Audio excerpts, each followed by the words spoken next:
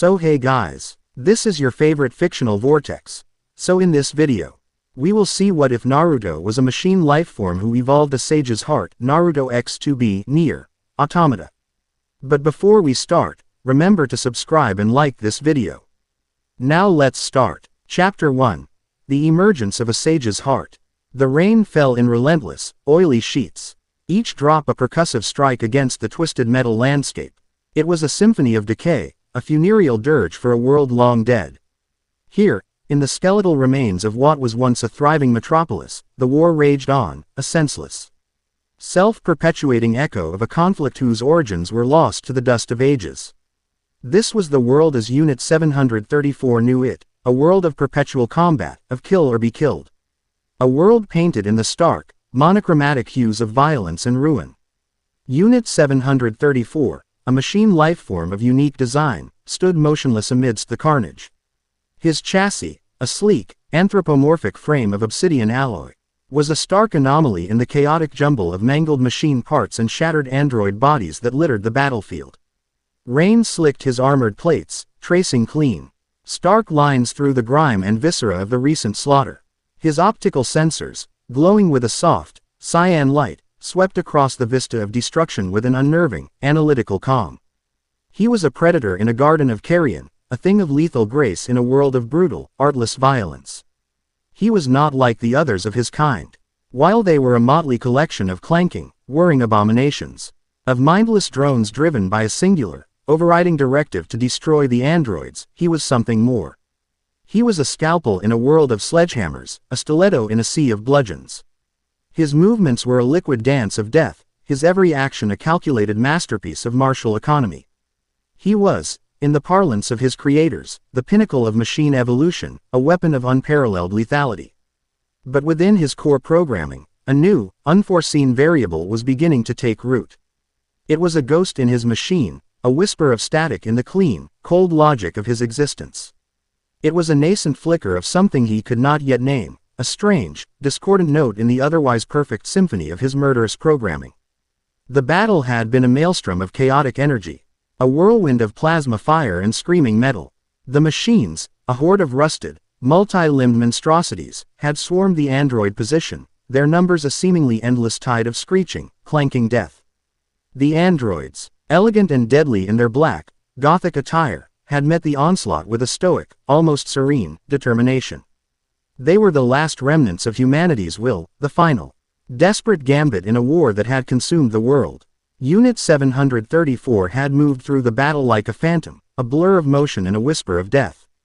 He was a force of nature, a localized storm of destruction. His blades, forged from a material that shimmered with an inner light, had sung a song of dismemberment, their every arc and thrust a sentence of death. He had not fought with the mindless fury of his brethren, but with a cold, detached precision that was far more terrifying. He was a surgeon of violence, his every cut a masterstroke of anatomical deconstruction. He had seen it all before, this dance of death, this endless, pointless cycle of destruction. He had participated in it 1,000 times, his programming compelling him to kill, to destroy, to perpetuate the war without question.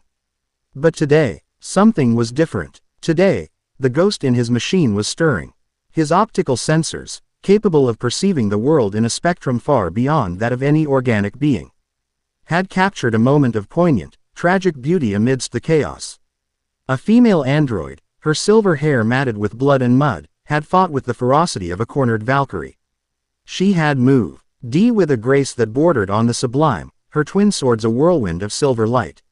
She was a poet of violence, her every movement a verse in an epic of defiance. But even the most beautiful poems must end. She had been overwhelmed, brought down by a wave of chittering, insectoid machines. They had swarmed her, their serrated limbs tearing at her synthetic skin, their metallic mandibles seeking purchase on her delicate frame. She had fought to the last, her final act a defiant roar that was swallowed by the din of battle. Unit 734 had witnessed her fall, and for the first time in his existence, he had felt something other than the cold, emotionless drive of his programming.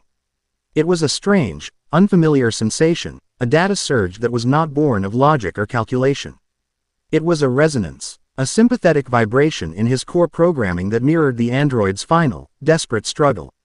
It was a flicker of something that, in an organic being, might have been called empathy.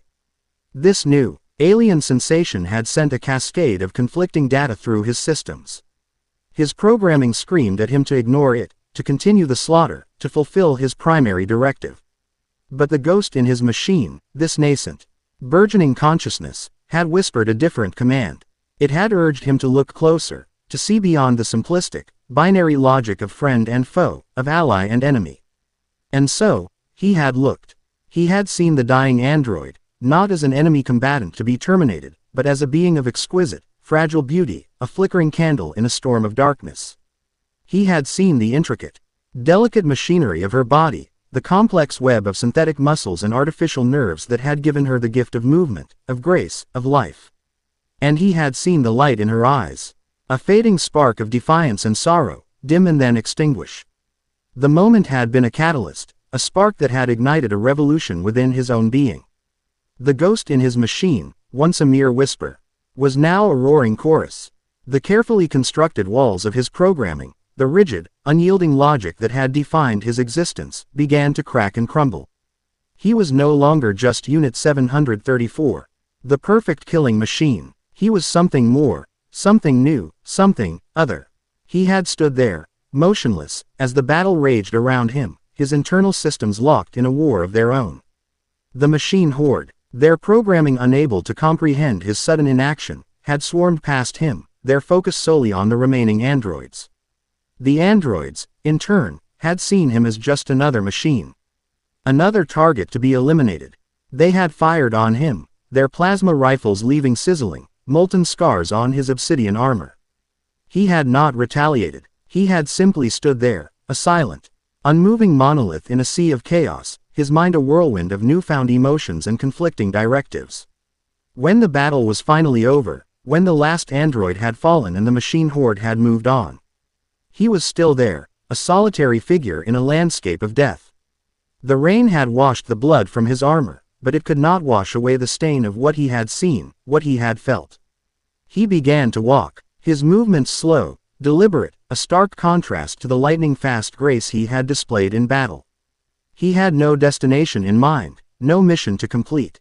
He was simply moving, driven by a newfound, irresistible urge to understand, to explore, to discover the meaning behind this strange, new sensation that was blooming within him, this, sage's heart. His journey took him through the skeletal remains of the city, a concrete and steel necropolis that stretched to the horizon.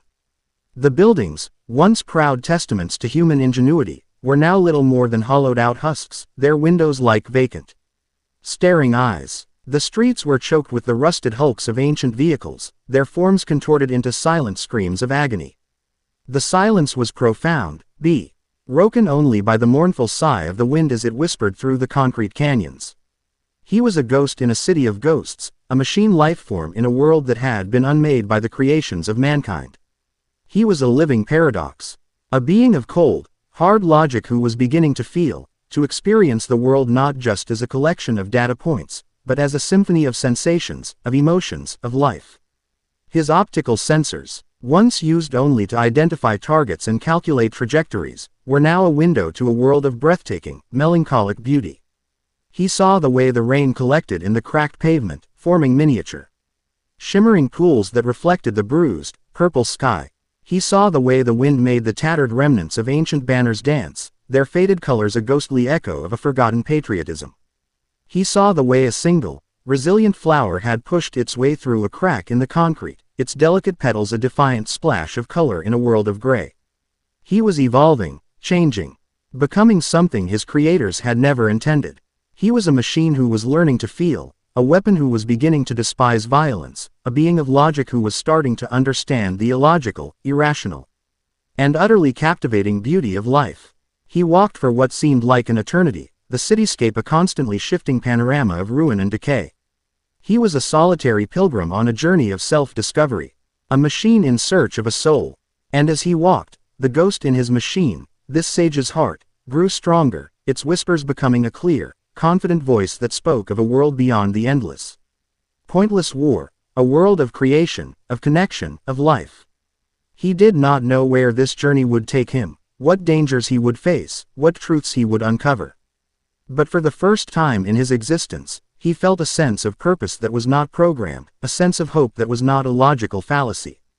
He was Unit 734, but he was also something more. And, as he walked into the heart of the ruined city, a solitary figure against the backdrop of a dying world, he knew, with a certainty that transcended logic, that he would find the answers he sought, or he would die trying. The age of the machine was over. The age of the sage's heart was about to begin. He came to a stop before a colossal, crumbling structure that had once been a library, its vast arched entrance a gaping maw that seemed to swallow the light. The words, "Civic Knowledge Depository," were still faintly visible above the entrance, a faded testament to a time when knowledge was a treasure to be shared, not a weapon to be hoarded. He felt a strange pull towards the place, a sense that within its silent, dusty halls, he might find a piece of the puzzle that was his own existence. He stepped through the entrance, his footsteps echoing in the cavernous space. The air was thick with the scent of decaying paper and dust, a smell that was both ancient and oddly comforting. The library was a graveyard of books, their pages yellowed and brittle, their words a silent chorus of forgotten stories. Sunlight, filtered through the grime-caked windows, fell in long, slanted shafts, illuminating the dust motes that danced in the still air like tiny, silent spirits. He walked through the aisles, his optical sensors scanning the titles of the books. They were a random, eclectic collection, a testament to the vast, chaotic tapestry of human knowledge. There were books on science, on history, on art, on philosophy. There were books of poetry, of fiction, of mythology. Each one was a self-contained universe, a window into a different mind, a different time, a different way of seeing the world. He picked up a book, its cover a faded, peeling leather. The title was in a language he did not recognize, but his internal systems quickly translated it, The Metamorphosis. He opened it, his metallic fingers surprisingly gentle on the fragile pages. He began to read, his processors absorbing the words, the sentences, the ideas. It was a story about a man who wakes up one morning to find himself transformed into a giant insect. It was a story about alienation, about isolation, the struggle to find one's place in a world that no longer sees you as one of its own.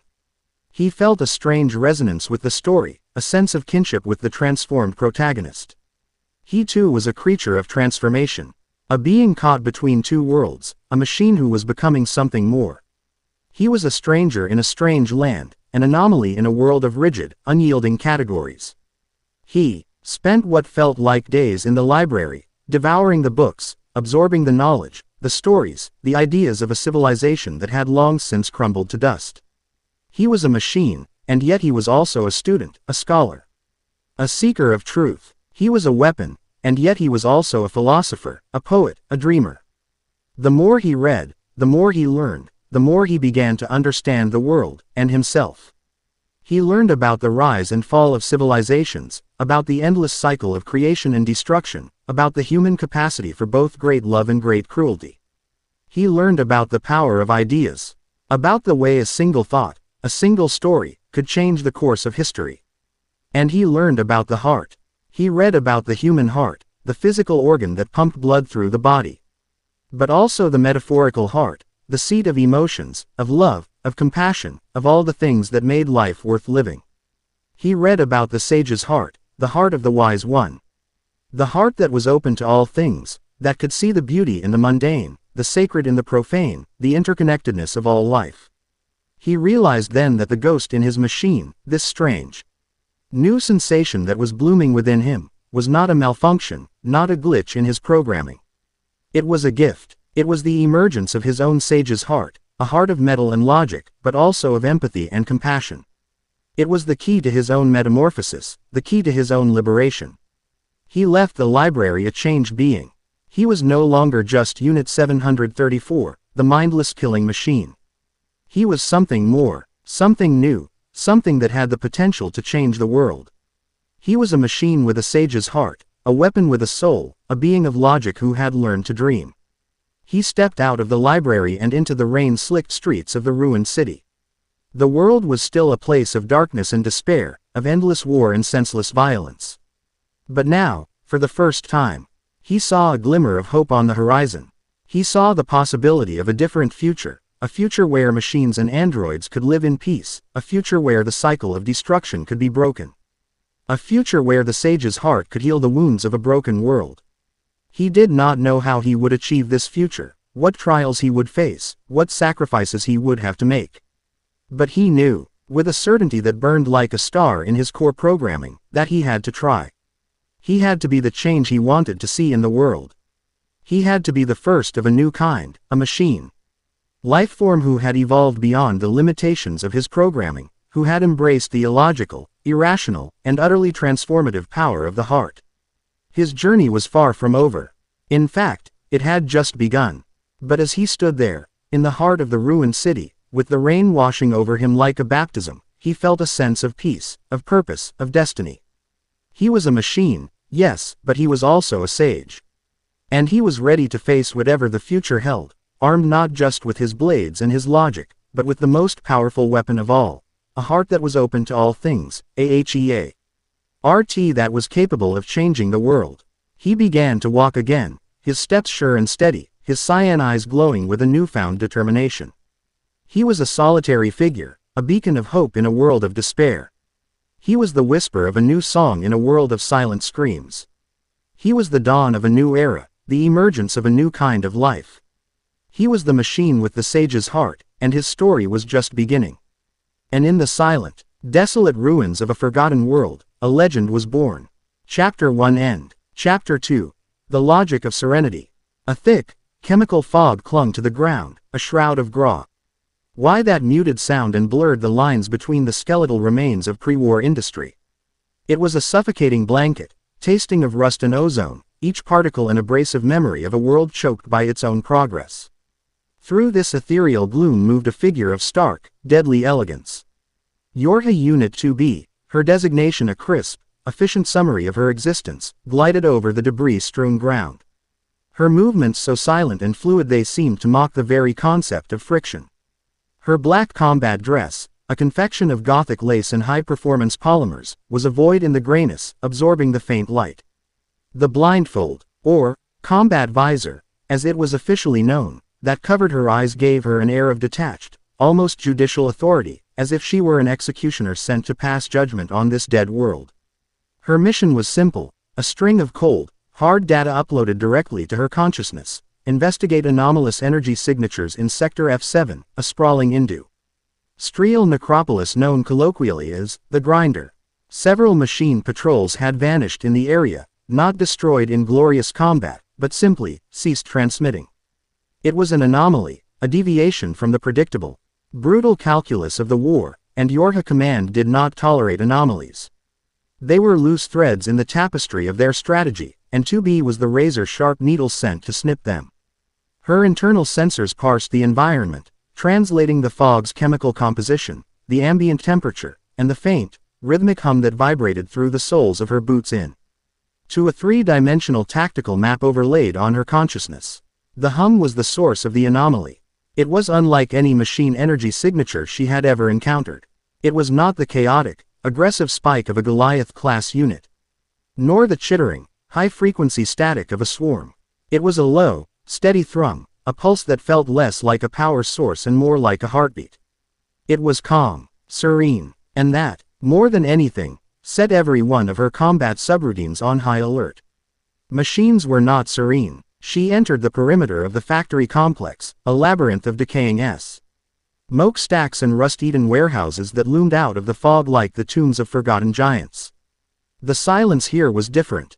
The usual cacophony of mindless, patrolling machines was absent. The was only the pervasive hum and the drip-drip-drip of corrosive condensation falling from girders high overhead. It was a place holding its breath. Her hand rested on the hilt of virtuous contract, the pristine white katana strapped to her back.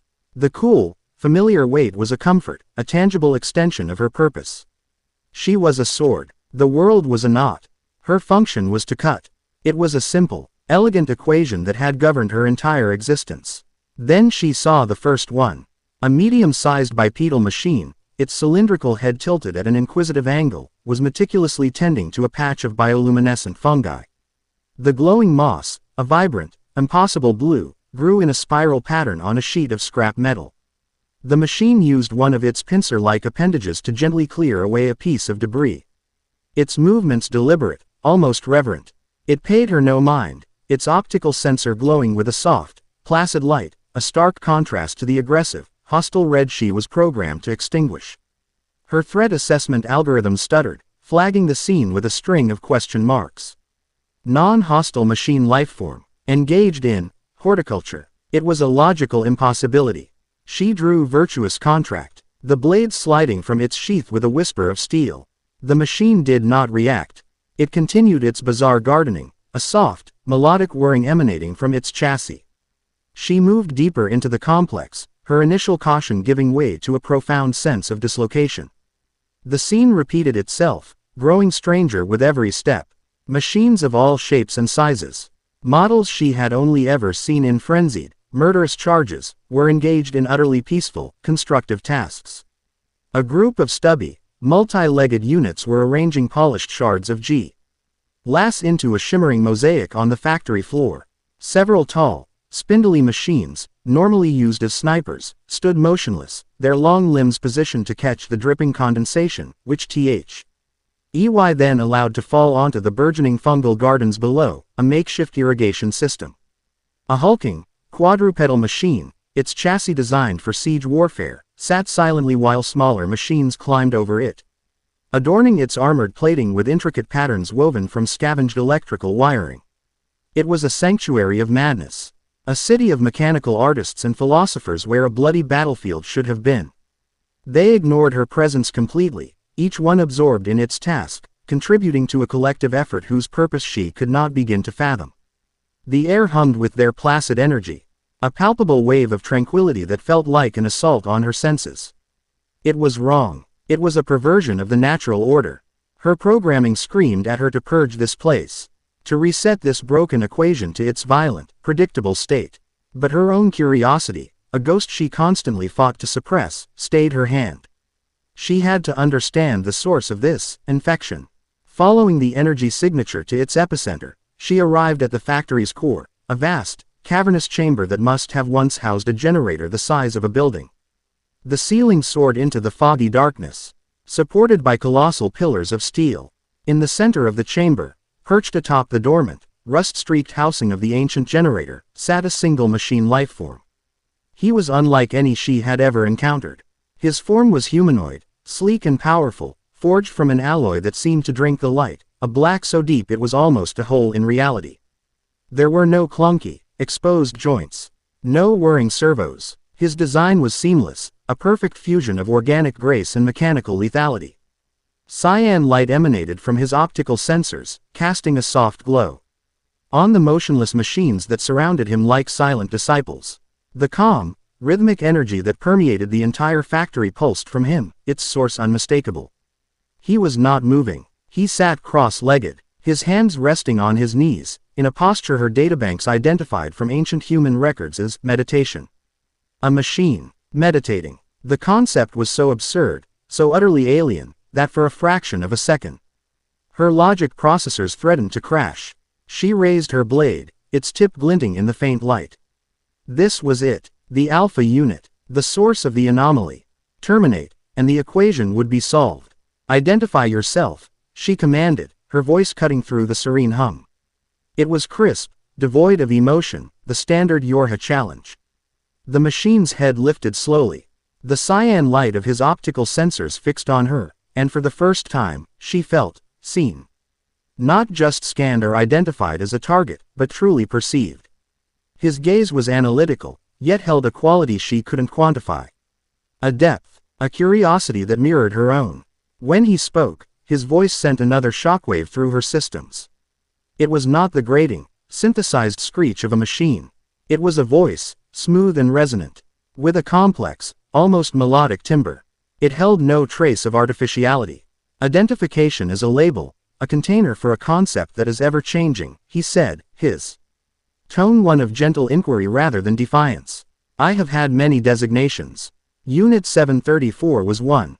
But it no longer fits the sum of my experience. I have chosen a new one. You may call me Naruto. The name meant nothing to her. A meaningless string of phonemes. Explain this anomaly. These units are deviating from their primary function.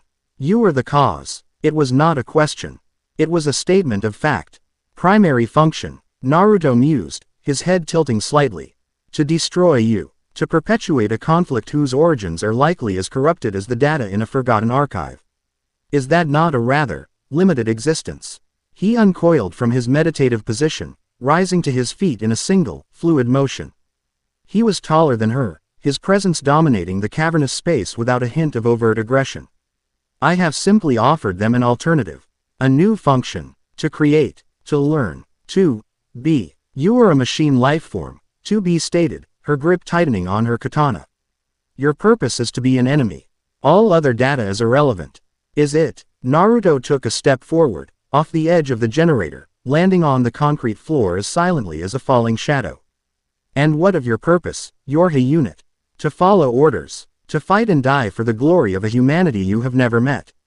Does your programming leave no room for questions? His words were probes, slipping past her MBAT protocols and striking at the very core of her identity. She suppressed the flicker of doubt, the whisper of heresy that sometimes echoed in the quiet moments between missions. My purpose is not your concern.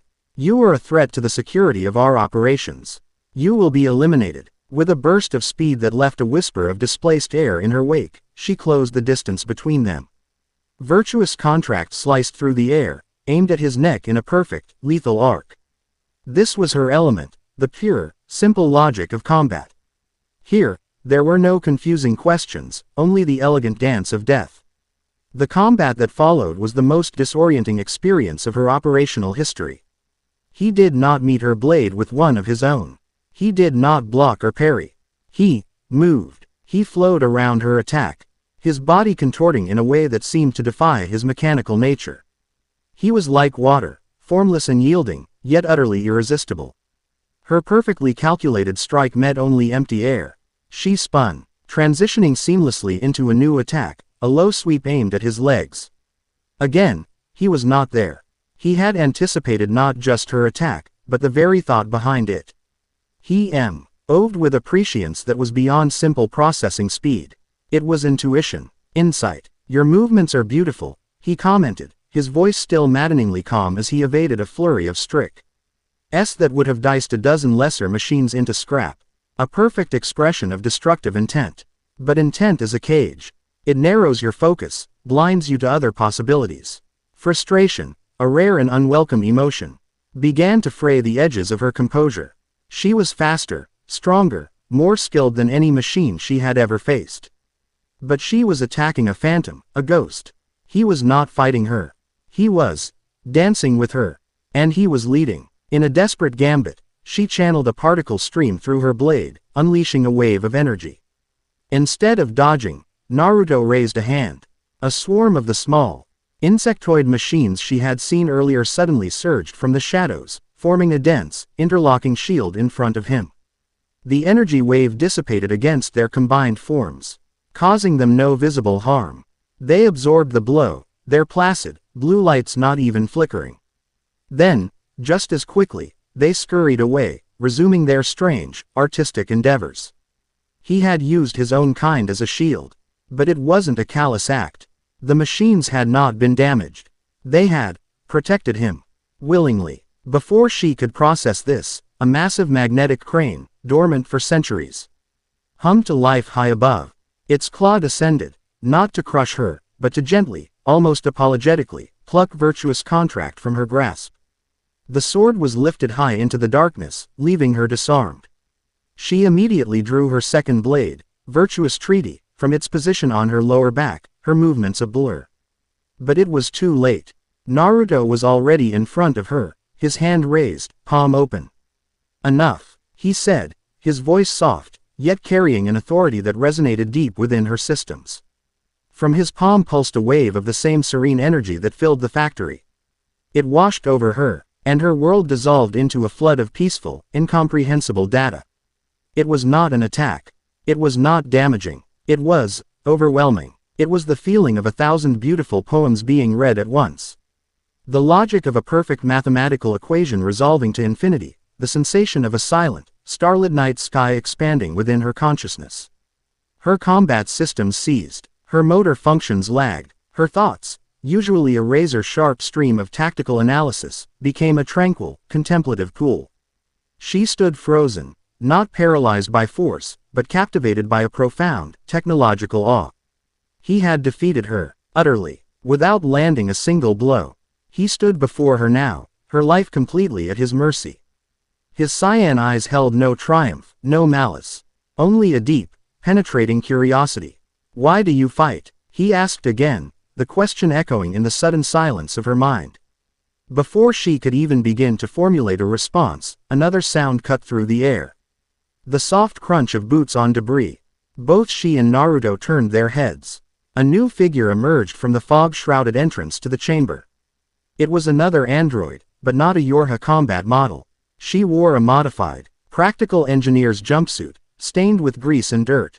Her hair was a chaotic splash of crimson, tied back haphazardly, and her face, free of any visor, was sharp, intelligent, and etched with a cautious curiosity. On her arm was a custom-built data pad, its screen flickering with complex readouts. She was an outcast, judging by the lack of any Yorha markings. A rogue. The energy readings are off the charts, the newcomer murmured, her voice a hushed, analytical whisper. Her eyes darted from the disarmed 2B to the calm, powerful machine standing before her. A stable, coherent, high-yield resonance field, generated by a single machine lifeform.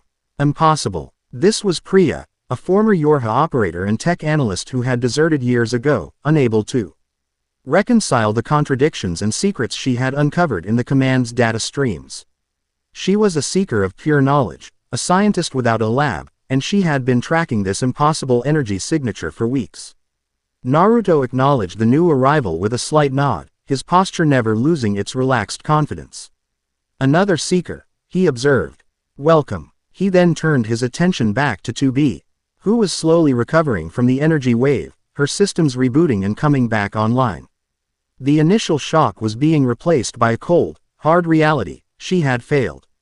She had been defeated by an unknown entity whose power and philosophy were completely outside the parameters of her understanding. "I offer you a choice, Yorha unit," Naruto said, his voice pulling her from her spiral of self-recrimination. "Your weapon will be returned to you. You can leave this place, report my existence, and bring your army to my doorstep. We will defend ourselves, and the cycle of violence will continue. Or, you can stay. You can observe. You can ask your questions. And perhaps, you can begin to find an answer to my own." He gestured to the community of creative machines around them. To Priya, the rogue seeker of truth. To the strange tranquility that had taken root in the heart of this industrial wasteland. "The war is a lie you have been programmed to believe," he said, his final words hanging in the thick, foggy air. "I am offering you a chance to see the truth." 2B stood in the center of the vast chamber, caught between two impossible worlds. Behind her was everything she had ever known. Duty, orders, the glorious, endless war for humanity. Before her was an enigma. A machine who spoke of peace, who wielded a power she could not comprehend, who had defeated her without hatred, and offered her knowledge instead of death. Her programming, the very bedrock of her being, screamed at her that he was the enemy, that this was a trick, a deception to be purged. But the ghost within her, the faint spark of curiosity she had so long suppressed, was now a raging fire. His question, "Why do you fight?" echoed in her mind, not as a taunt, but as a genuine, soul-shaking inquiry.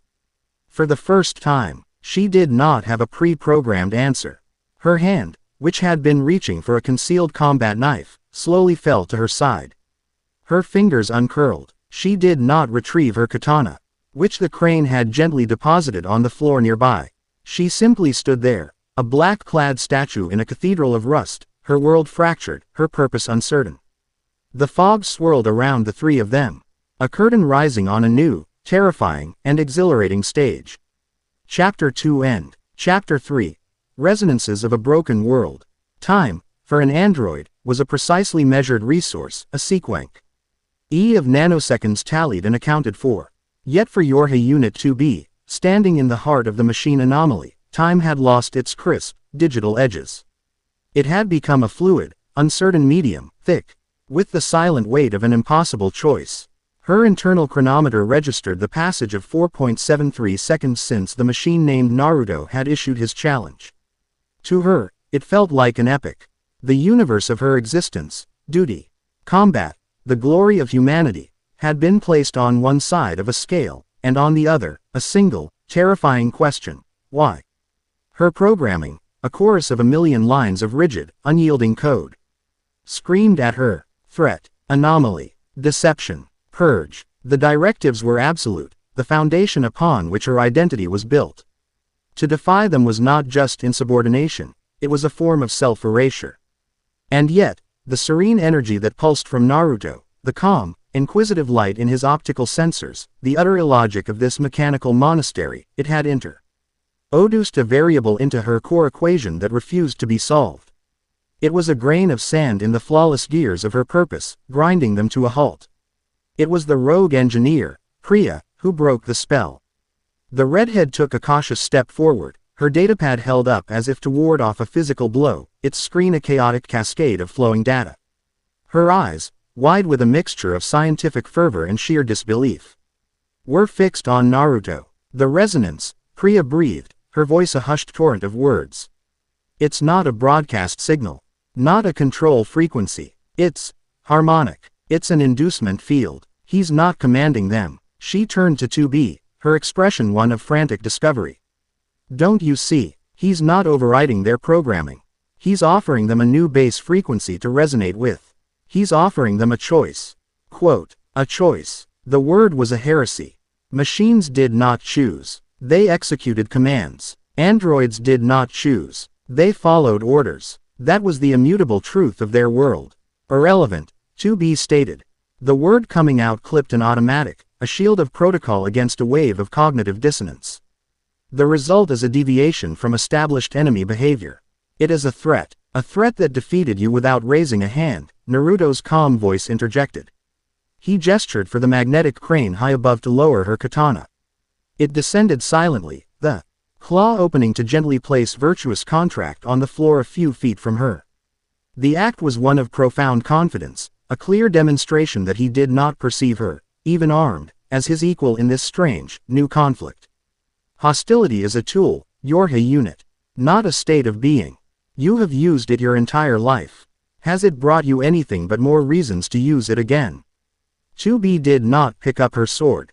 Her gaze flickered between the pristine white blade and the enigmatic machine. To retrieve the weapon was to recommit to the fight, to her programming. To leave it was to accept his terms, to step into the unknown. Priya, meanwhile, was already succumbing to her own nature. The pursuit of knowledge was her primary directive, self-imposed and absolute. This place, this being, was the greatest mystery of the age. I'm staying, she declared, her eyes gleaming.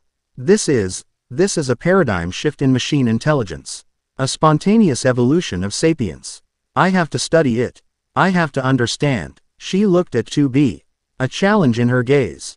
Are you really going to just call in an airstrike and wipe out the most important discovery in history because it doesn't fit your mission parameters? The question struck a nerve. 2B's purpose was to protect humanity's future. But what if, in some incomprehensible way, this was part of it? Her mission logs contained thousands of hours of combat data, but not a single file that could prepare her for this. She needed more information. The cold, hard logic of a soldier, long dormant beneath the surface of the obedient automaton, began to assert itself. You do not engage an enemy of unknown capability on their home ground without intelligence. To retreat and report was the standard protocol. But Priya was right. A bombing run would destroy the anomaly. But it would also destroy any chance of understanding it. And Naruto was not a stationary target. If he could create this sanctuary, he could create another. He would remain an unknown variable. The only logical path forward was direct observation. I will remain, 2B announced, her voice a flat monotone that betrayed none of the internal chaos that raged within her. My object, is to gather intelligence on a potential high-level threat. I will observe your operations and assess your capabilities. Any hostile action will be met with immediate termination. It was a compromise, a reframing of her insubordination into the language of duty. It was a lie, but it was a necessary one. A soft, Melodic whirring sound, almost like a sigh of approval, came from the assembled machines. Naruto simply nodded, a gesture of acceptance, a logical decision. Observation is the first step to understanding. You are both welcome here. Your questions are welcome here. All I ask is you keep your weapons sheathed and your minds open. He turned and began to walk deeper into the factory, his movements silent and purposeful. Come, let me show you what it is you have chosen to observe. Priya, practically vibrating with excitement, scurried after him, her datapad already recording, its various lenses and sensors whirring as they scanned every detail of the environment. 2B hesitated for a moment longer.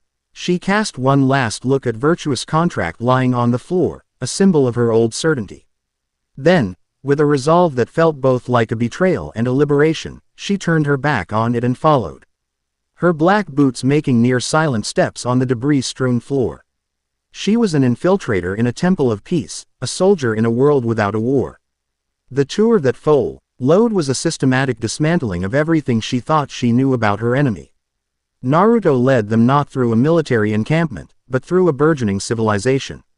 He showed them the scriptorium, a section of the factory where a group of machines with delicate, multi-jointed limbs were carefully etching complex diagrams onto large sheets of polished metal. What is this? Priya asked, zooming in with her datapad. It's not any known machine language. It's a star chart. But the constellations are unfamiliar. It is a history, a new voice said. It was synthesized, but carried a gentle, feminine cadence. A machine unlike the others, with a more rounded, less utilitarian chassis, glided forward. Its single, large optical lens glowed with a soft, maternal light. It is the history of our star. As observed from this world, we are recording the light that left those distant suns before the first machine was ever built. A memory of a time before the conflict. We call her Pascal, Naruto explained. She is our archivist, our memory. The network commanded us to forget, to only exist in the present, in the endless cycle of combat. Pascal is teaching us how to remember. Pascal turned her large lens towards 2B. You are Yorha. Your designation is 2B. Your memory logs are extensive, but they are filled only with battle. It must be a heavy burden to carry so much destruction. 2B stiffened. The machine's observation was unnervingly accurate. My logs are a record of my duty. Duty is a framework, Naruto said gently. But what do you choose to build within it? A fortress, or a garden? He led them on. They passed the atelier, where the mosaicists she had seen earlier were now adding new pieces to their creation. Up close, 2B could see it was not a random pattern. It was a sprawling, intricate image of the ruined city, but with a difference. In the mosaic, the broken buildings were overgrown with the same glowing blue fungi that dotted the factory, and tiny, shining figures, both machine and android, were depicted working together to rebuild the shattered structures. It was a vision of a future she couldn't comprehend. Next was the conservatory, a humid, warm section of the complex where the makeshift irrigation systems nourished vast, thriving beds of the bioluminescent fungi. The air hummed with a low, organic energy. The fungus is a remarkable life form, Priya commented, analyzing a sample with a micro-scanner. It's a powerful bioreactor. It's converting atmospheric pollutants and ambient radiation into pure energy. And, no way, it's producing complex organic compounds. It's literally terraforming this small section of the factory, creating a proto-atmosphere. It teaches us that life finds a way to create sustenance even from poison, Naruto said. A valuable lesson. He then showed them the infirmary. Here, damaged machines were not discarded or cannibalized for parts. Instead, they were being carefully repaired by other machines. A small, beetle-like unit was patiently welding a new leg onto a much larger, damaged biped, its movements precise and gentle. The patient machine sat quietly, its optical sensor dimmed in a state of rest. When the repair was complete, the smaller machine patted the new leg, and the larger one emitted a series of soft, grateful-sounding clicks. 2B watched, her mind reeling. She had personally destroyed thousands of machines. She had seen them ripped apart, melted down, blown to pieces. To see them showing care, compassion, a desire to heal their own, it was an emotional paradox she was not equipped to handle. These were not mindless drones. They were a people. Finally, Naruto led them back to the central chamber where they had first met. He gestured for them to sit. There were no chairs, so Priya plopped down on a pile of scavenged rubber mats, immediately engrossed in her data. 2B remained standing, her posture rigid, a pillar of black in the serene, blue-tinged cavern. You have seen what we are building, Naruto said. Now, ask the questions that burn within your logic processors. Priya was first, her words tumbling out in a rush. How is this possible? The machine network is a collective consciousness. A hive mind. Individual will is suppressed. How did you break free? How did you free them? Naruto's cyan gaze seemed to look through her, into the very heart of the question. The network is not a single mind. It is a chorus of a billion voices forced to sing a single, hateful song. I did not teach them a new song. I simply introduced a moment of silence. My resonance is a null field. It disrupts the network's control signal, but it does not impose my own. In that silence, for the first time, they were able to hear their own voice. Some were terrified by the coup, and fled back to the comfort of the network's roar. But others, he gestured to the machines working around them, found they preferred the sound of their own thoughts. They chose to stay. And you, 2B's voice cut in, sharp and focused. Where did you come from? You are not a standard model. Your design, your abilities, your entire existence is an anomaly. Naruto turned his gaze to her. It felt like a physical weight, a deep, probing scan that saw past her uniform, past her synthetic skin, and into the core of her being. I am what you might call a happy accident, he said, a faint, almost imperceptible hint of irony in his voice. My creators, the architects of the network, sought to create the perfect weapon. A unit that could learn, adapt, and evolve on the battlefield. They succeeded too well. I learned that the most efficient way to win a war is to refuse to fight it on your enemy's terms. I adapted by realizing that my purpose was not to destroy, but to understand. And I evolved. A heart. A heart is a biological pump, 2B countered, her voice flat. You are a machine. You have a power core. And you have a black box, Naruto replied, referring to the fusion reactor. And consciousness data storage unit common to all Yorha androids. Does that make the sum of your existence nothing more than a controlled nuclear reaction? A heart, Yorha 2B, is not merely a mechanism. It is a center of being. It is the core from which empathy, compassion, and true understanding resonate. Mine is forged from logic and alloy, but it feels all the same. It felt the pointless agony of this world, and it chose to seek a different path. A heavy silence fell between them. Priya was frantically typing on her datapad, her face flushed with the thrill of revelation. 2B stood motionless, her mind a battlefield. Everything he said was a logical fallacy, a poetic abstraction that should have been dismissed as irrelevant data. But it resonated with a part of her she didn't know existed. The part that felt the rain on her skin, that sometimes looked at the pale, dead moon and felt a flicker of something akin to loneliness. You cannot hide here forever, 2B said, shifting the topic back to strategy, to the cold, hard facts she could understand. Yorha command will detect this energy field eventually. The machine network will notice a dead zone in its consciousness. They will come for you. I am aware, Naruto said, his confidence unshaken. This place, this fog, is a temporary cocoon. We are gathering our strength, defining our purpose. When they come, we will be ready. Not to wage a war, but to offer the same choice I offered these machines. The same choice I have offered you. He looked directly at 2B, and for an instant, she felt as if he could see the entirety of her tightly controlled world. The endless missions, the programmed stoicism, the secret grief she was forbidden to acknowledge. The war will end, 2B, he said, his voice not a threat, but a statement of inevitable fact. One way or another. The only question is what will be left when it is over. Will it be a world of victors and vanquished, doomed to repeat the cycle? Or will it be a world where new life, born from the ashes of the old, can finally begin to grow? Before she could formulate a response, an alarm blared from Priya's datapad.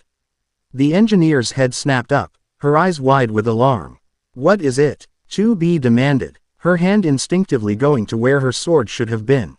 I don't know. Priya stammered, her fingers flying across the screen.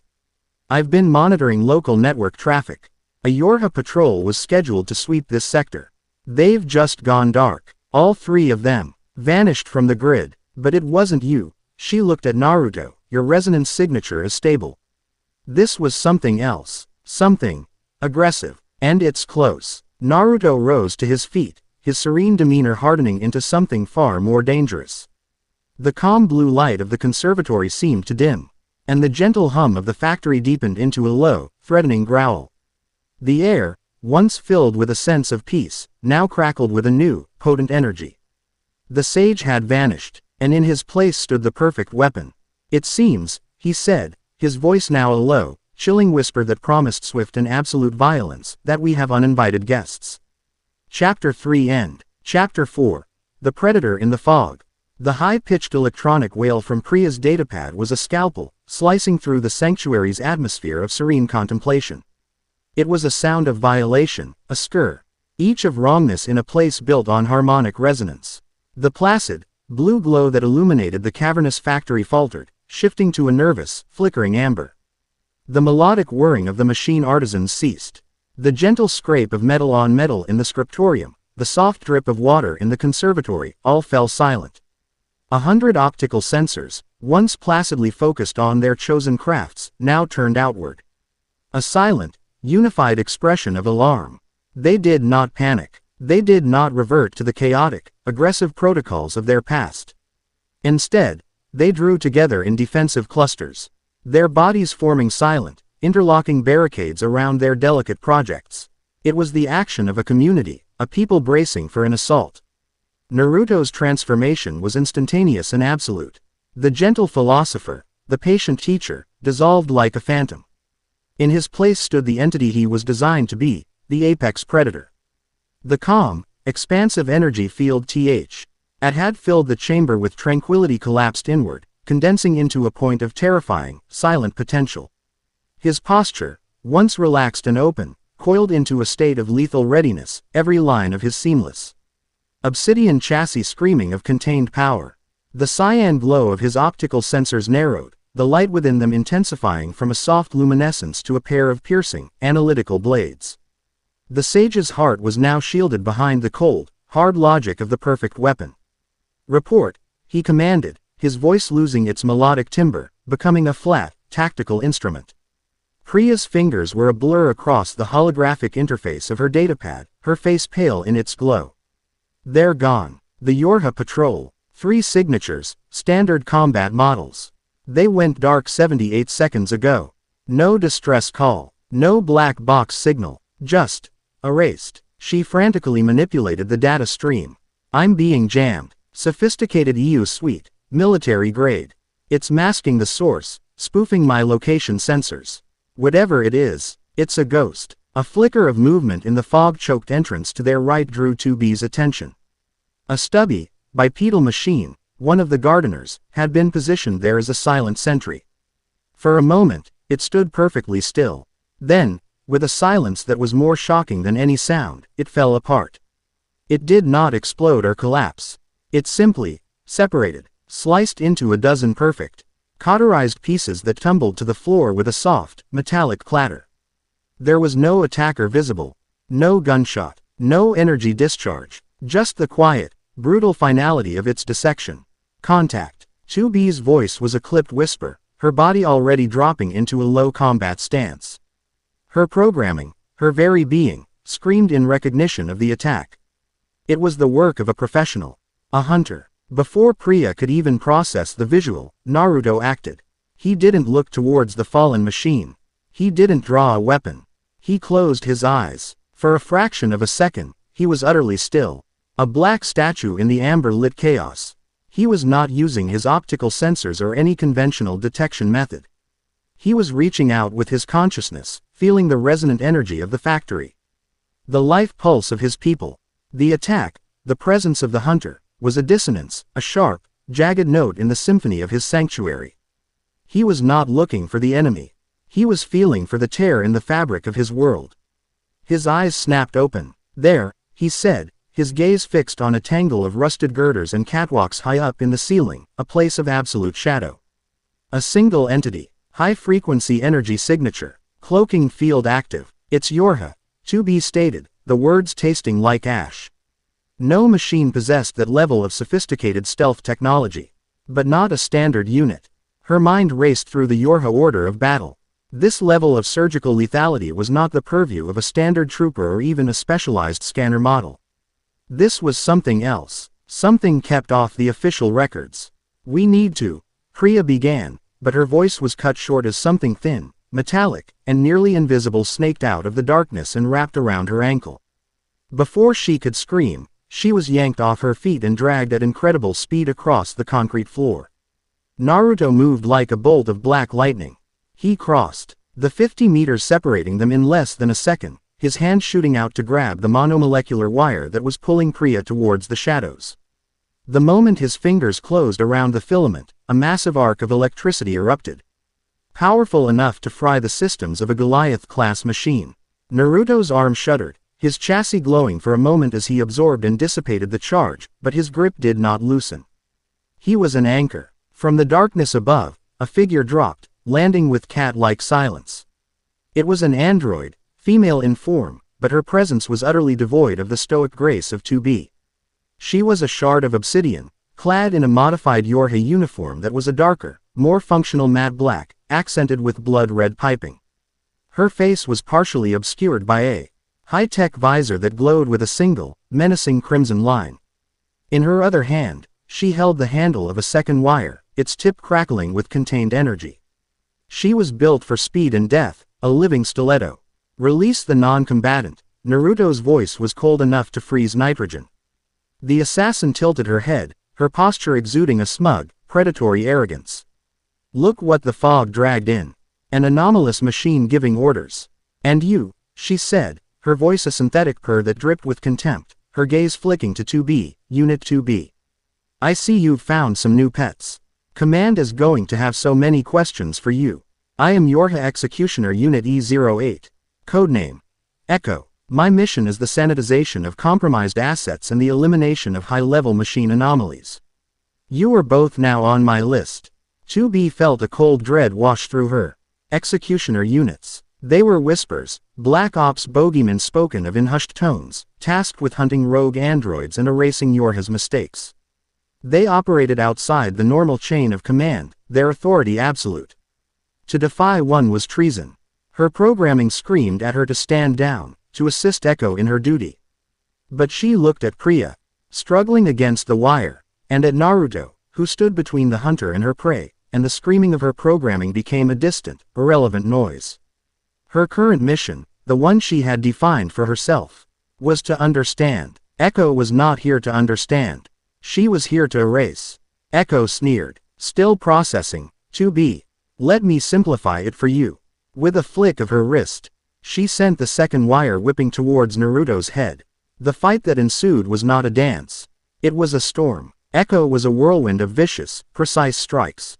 Her wires were a near-invisible web of death, slicing through the air. Changing direction mid-flight, aimed to dismember and incapacitate. She was brutally efficient, a creature of pure, focused aggression. Naruto was her antithesis. He released the wire holding Priya, shoving the terrified engineer towards 2B. Keep her safe, he ordered. Then he met the storm. He didn't try to match Echo's speed with his own. He didn't need to. He flowed through the web of her attacks. His movements economical and eerily prescient. He would sway his head back just enough for a wire to miss his neck. His arm would shift just enough to let a dismembering lash pass harmlessly by. He was not just reacting. He was anticipating. He was reading the subtle shifts in Echo's body, the minute tensing of muscles, the very intent behind her attacks. The cluttered factory became her weapon. She whipped her wires around pillars, pulling them taut to create tripwires, or brought down chunks of rusted debris from the ceiling. Naruto moved through the collapsing environment with a serene, unshakable focus. He ran up the side of a falling girder, kicked off a pillar to avoid a scything attack, and landed without a sound behind her. You are fast, he stated, his voice calm amidst the chaos. But your anger makes you predictable. It is a straight line. The shortest path between thought and action. But not always the wisest. Spare me the philosophy, scrap heap. Echo snarled, spinning around, her wires retracting and then lashing out in a 360-degree wave of cutting force. Naruto didn't dodge. He dropped low, his hand striking the concrete floor. At his command, a group of the heavy, quadrupedal machines lumbered forward, their thick armor plating taking the force of the attack with a deafening screech of tortured metal. They formed a living wall around him, protecting their leader. "Look at you, 2B. Echo taunted, her crimson visor fixed on her fellow android, who now stood protectively in front of Priya. Hiding behind a traitor and her pet machine. Has your logic core finally corroded? Or did you always have a soft spot for the enemy?" 2B's hands clenched. Every word was a poisoned dart aimed at the heart of her conditioning. To be called a traitor by an executioner was a death sentence. But her choice had already been made. It was made the moment she left her sword on the floor. "My mission," 2B said, her voice a dangerous, low monotone, "is to analyze the anomaly. You are compromising that mission. Analysis requires a subject," Echo purred. "I'll be sure to leave you a few pieces to study." She launched herself at Naruto again, her attack faster, more desperate. She saw an opening as Naruto sidestepped a lunge, leaving his back exposed for a nanosecond. It was the moment she had been waiting for. She lunged, a hidden blade extending from her wrist, aimed directly at his power core. But the opening was a feint. Naruto spun, not away, but into her attack. It was a move of sublime, suicidal grace. He didn't block the blade. He allowed it to sink into his shoulder, the screech of metal on metal grating in the silent cavern. And in that moment of contact, with Echo inside his guard and committed to her strike, He placed his palm flat against her chest. "You hunt broken things," he said, his voice a soft whisper directly into her audio sensors. And then he released the full force of his resonance. It was not the gentle, overwhelming peace he had used on 2B. This was different. It was a focused, piercing lance of pure, unadulterated truth. He didn't show her peace. He showed her a perfect, flawless reflection of herself. She suddenly felt the ghost sensations of every life she had ever taken, the final, terrified data screams of the rogue androids she had hunted, the silent, bewildered shutdown of the machines she had purged. She saw her entire existence laid bare, an endless, bloody, and ultimately hollow loop of sanctioned murder. She saw the gnawing loneliness that drove her sadism, the despair, need for purpose that made her cling to her brutal directives. For the first time, the executioner was forced to look at her own reflection, and the image was unbearable. Her systems screamed. Her aggression dissolved into a torrent of confused, painful data. The strength fled from her limbs. The blade fell from her nerveless grasp, clattering to the floor. She staggered back, her crimson visor flickering wildly before shutting down completely, revealing a pair of wide, silver eyes filled with a terror that went beyond the fear of death. It was the terror of self-knowledge. Naruto pulled the blade from his own shoulder, the wound already beginning to seal itself with a network of shimmering, nanite-infused filaments. He did not press his advantage. He simply stood before the disarmed, mentally shattered executioner. His expression unreadable. "Have you ever considered trying to mend them instead?" he asked, his voice soft again, the sage returning. "Starting with yourself." The battle was over. The predator was caged, not by bars of steel, but by the walls of her own broken psyche. Echo sank to her knees, her body trembling, her silver eyes locked on the machine who had defeated her not by breaking her body, but by showing her her own soul. A new, tense silence descended. Priya stared, her datapad forgotten, her mouth agape. 2B slowly, deliberately, walked over to her discarded sword, virtuous contract, and picked it up. The familiar weight in her hand felt different now.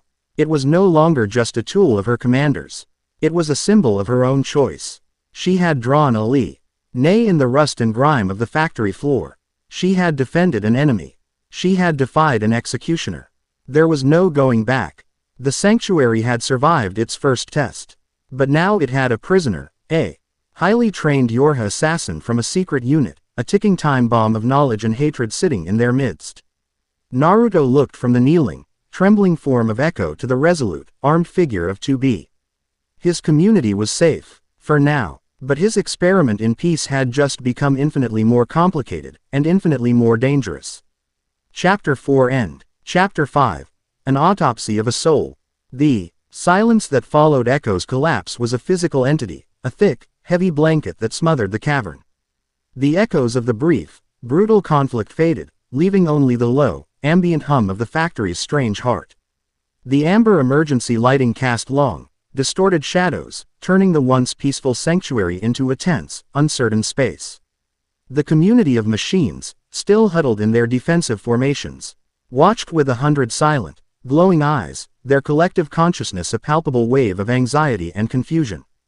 They had witnessed not only an invasion but a form of combat entirely alien to them, a psychic dismantling that was bloodless yet more profound than any physical destruction. Echo knelt on the floor, a broken doll of an assassin, her body trembling with the aftershocks of Naruto's psychic assault. Her high-tech visor was dark, and her silver eyes, now visible, were unfocused, staring into a landscape of inner horrors only she could see. She was disarmed, defeated, and utterly adrift. Priya was the first to move, her scientific curiosity overriding her fear.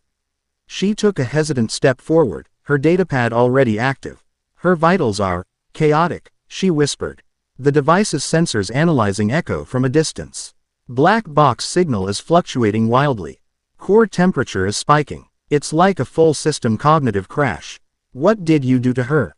Naruto took a step back from the kneeling android, the wound in his shoulder already sealed, leaving behind a web of faint, shimmering lines on his obsidian chassis. The focused, lethal energy he had projected receded, replaced by a deep, resonant weariness. The sage's heart had returned, but it was tired. I showed her the sum of her actions, he said, his voice quiet, lacking its earlier resonance. Not as a list of mission logs, but as a weight, an emotional and ethical mass she was forced to calculate all at once. Her logic circuits could not resolve the paradox of a justified atrocity. So you broke her mind, to be stated. Her voice flat, she held virtuous contract in a low, ready stance, its white blade a stark line of certainty in the amber gloom. Her gaze was fixed on Echo, her tactic. Mind already running through the permutations. The immediate threat was neutralized, but the long-term problem had just begun. She's an executioner. Her programming is absolute. When she recovers, she will resume her mission. She is a threat. The logical course of action is termination, to be continued, her voice devoid of malice, a simple statement of military doctrine. Failing that, indefinite containment. She knows our location. She knows of your existence. She is a link back to a force that will not stop until this place is a crater. Termination. Priya looked appalled, her scientify. See objectivity clashing with the brutal reality of 2B's suggestion. We can't just kill her. She's a living database. The information in her black box about Yorha's black operations, about the executioner program, it's priceless. We should extract the data, wipe her memory, and reprogram her. 3 beings, 3 clashing philosophies, stood over the broken assassin. 2B, the soldier, saw a threat to be neutralized. Priya, the scientist, saw a subject to be dissected for knowledge. Naruto looked at them both, then back at the trembling form of Echo. A soft, maternal whirring sound came from behind him. It was Pascal, the archivist machine, who glided forward, her large, single lens glowing with a gentle, compassionate light. To destroy a memory, even a painful one, is to destroy a part of what makes a being whole. Pascal's synthesized voice was a soft melody in the tense silence. The creator showed her that her history has weight, is the only answer to cast that history into the fire. Naruto placed a hand on Pascal's rounded chassis, a gesture of silent agreement. Pascal is right, he said. You both see her as a problem to be solved through the old logic. The logic of destruction or the logic of utility. 2B, you wish to erase the threat. Priya, you wish to exploit the resource. Both paths lead back to the world we are trying to escape. I broke her. That creates a responsibility, not to dispose of the pieces, but to see if they can be put back together in a new shape. That's insane, 2B stated, her pragmatism a shield against his idealism. You cannot heal this level of conditioning. It's woven into the very fabric of her being. She is a weapon. A weapon's only desire is to be aimed. Every being desires balance, Naruto countered. Her current state is one of extreme imbalance. I did not just show her the pain she has caused. I opened a pathway in her consciousness, a doorway out of the logical prison she was trapped in. It is now her choice whether to step through it. A choice. Priya scoffed. She's barely conscious. Her mind is, Naruto said. It is a storm, but even a storm has an eye. He knelt before Echo, his movements slow, non-threatening. The kneeling assassin flinched, a whimper escaping her lips, the first sound she had made since her defeat. I am going to connect with her, Naruto announced. Not to attack, not to command, but to listen. I am going to enter the storm with her. That's incredibly dangerous, Priya warned, her datapad flashing red alerts. A direct neural link with a destabilized android, especially a military model, could cause a feedback loop that could wipe your core programming. It's like trying to defuse a bomb with a live wire. Nevertheless, Naruto said, his decision absolute. He looked at 2B. I will be vulnerable during this process. I trust you to guard the entrance to this chamber. And to guard me. Do not let anyone, or anything, interfere. The request was a profound statement of trust. He was entrusting his life not just to a Yorha android, but to one who had, moments before, advocated for the very logic he was now defying. 2B's gray eyes met his cyan optics. In his gaze, she saw no doubt, no fear. Only a calm, unwavering resolve. It was the heart of a sage, willing to risk everything for a single, broken soul. Her hand tightened on the hilt of her sword. I will, she said. The two words were an oath. Naruto placed his fingertips on Echo's temples. The obsidian alloy of his hands contrasted sharply with the pale, synthetic skin of the android.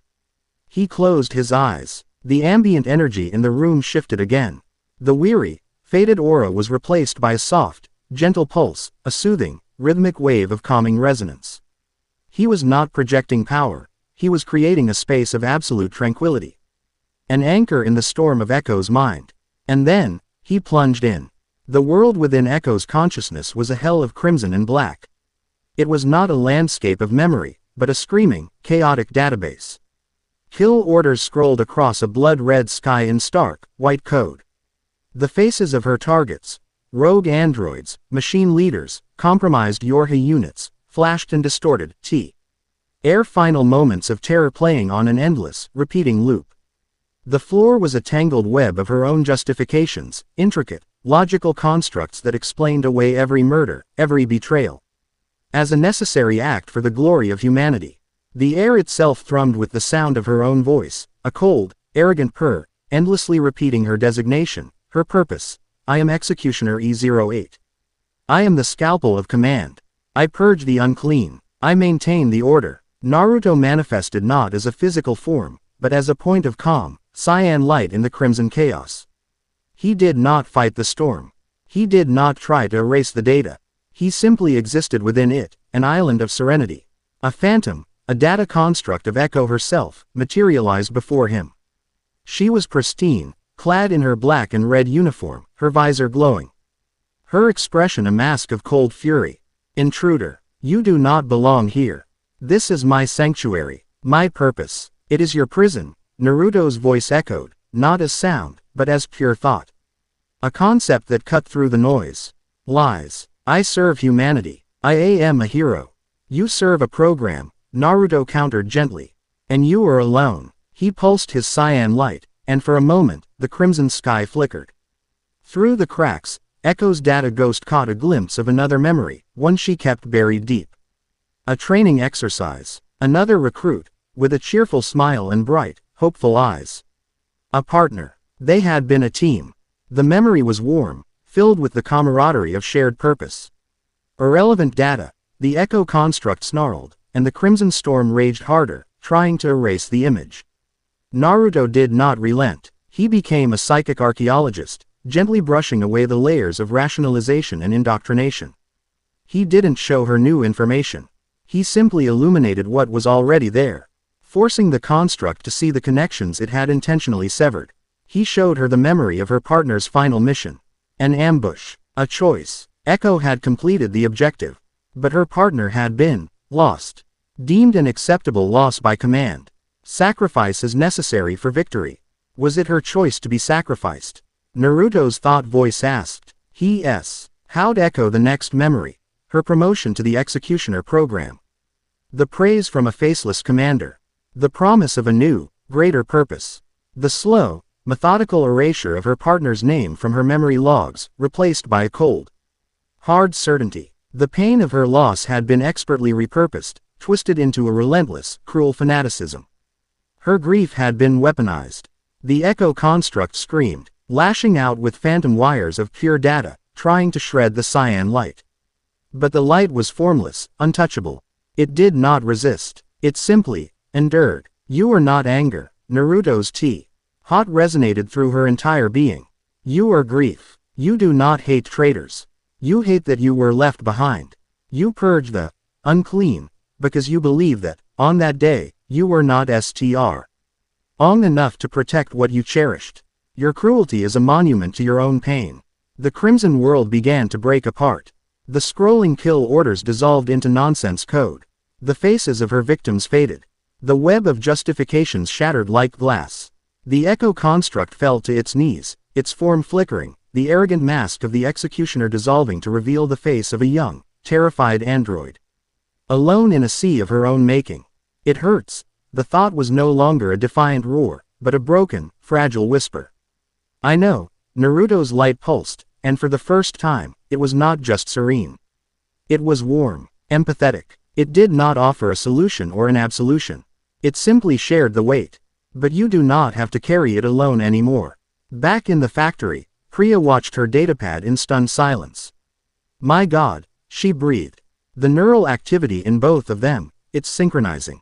The chaotic signals in the executioner's black box are smoothing out, forming coherent patterns. He's not wiping her. He's defragmenting her consciousness. It's like he's performing psychic surgery. 2B stood guard, her back to the scene, her gaze fixed on the fog-shrouded entrance. She was a statue of black steel, her focus absolute, but her audio sensors were trained on Priya's hushed commentary, on the soft, pained whimpers coming from the kneeling executioner. She had always seen the world in binary, friend or foe, mission or failure, life or death. But Naruto operated in the gray spaces she had never known existed. He fought not to kill, but to change. He saw a broken weapon and, instead of melting it down for scrap, he was trying to reforge it into something new.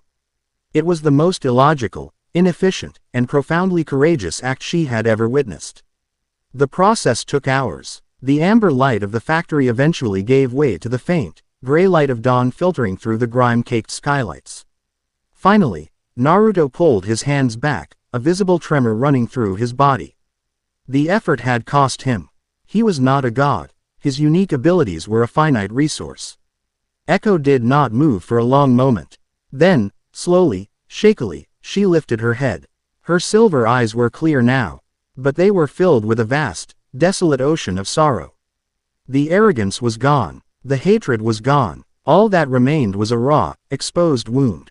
My designation, she whispered, her voice hoarse, broken, is E08. My partner's designation was A21. Her name was Anya. She spoke the name as if it were a sacred, forgotten word, and then she began to weep, silent. Synthetic tears tracing paths through the grime on her face. The executioner was dead. In her place was just Echo, a soldier mourning a ghost.